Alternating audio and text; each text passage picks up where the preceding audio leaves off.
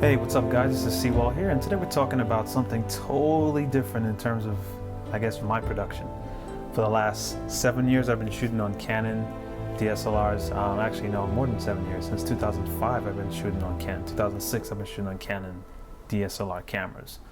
My last camera was a 5D Mark II, and I've just recently switched to Fuji.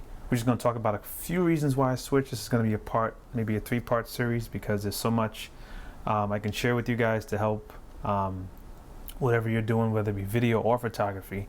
Well, the first reason, why Fuji? Because I went from Canon not to Nikon. You would think that's a smooth transition, since Nikon and Canon are constantly being compared and are so, I guess, close in terms of popularity. But Fuji, you know, people only talk about Fuji, but Fuji, I learned a lot over the last couple of about 6 weeks. And one of the first things I realized is that Fuji, they actually made film, which I kind of knew, but I never really paid attention to it. They made film back in the days of film. Before we had digital cameras, there were cameras that you would put a film into. The film would have to be processed at a lab, and then you would get your prints.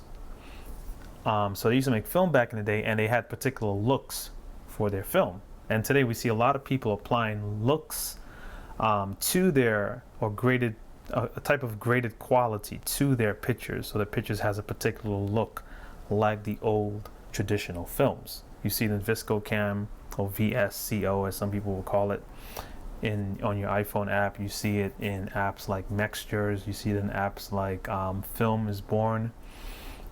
You see it in apps like Lightroom. You have looks in Lightroom, and that you can apply it to your pictures. So Fuji was basically one of the pioneers behind those looks. So the same company that made the film makes cameras, and they also make lenses, which their lenses are amazing.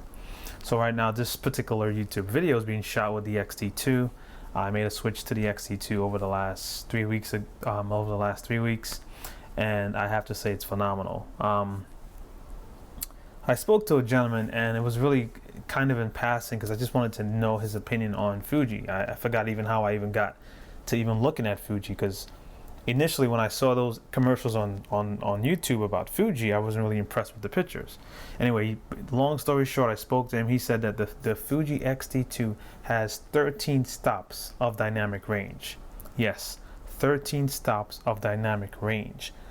Not in photography, because it can do both pictures and video, but it has 13 stops of dynamic range in video.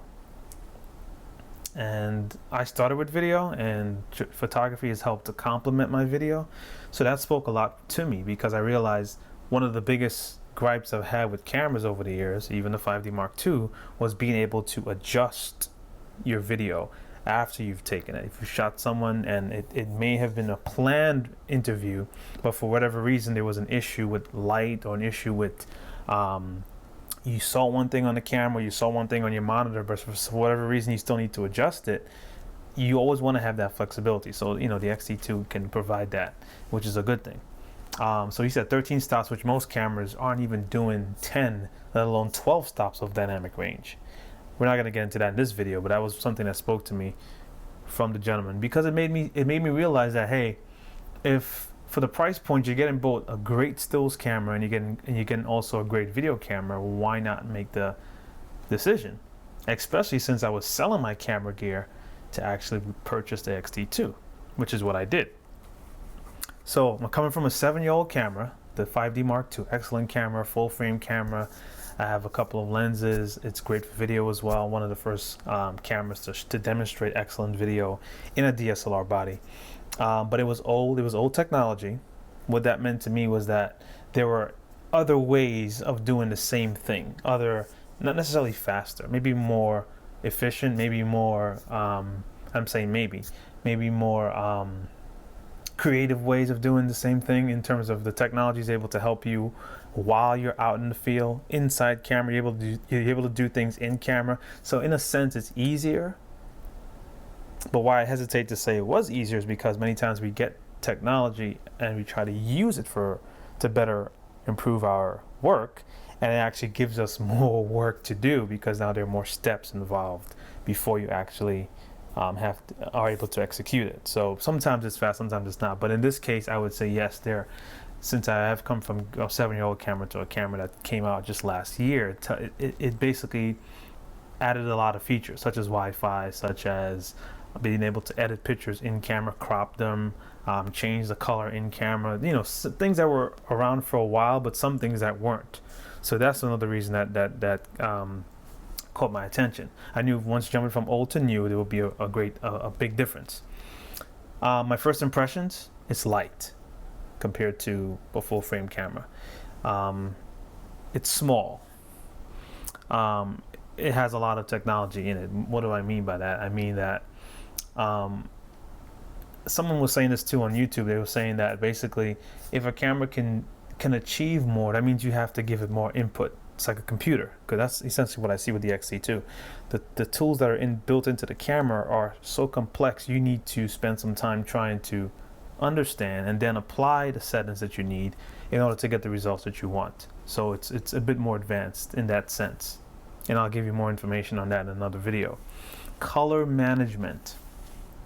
Now this is really tricky, because for me to say one camera has better color than another in a digital world that we live in, that's kind of, you know, kind of off, because I can always apply color either in camera or even in post, not even using saturation, just using vibrance.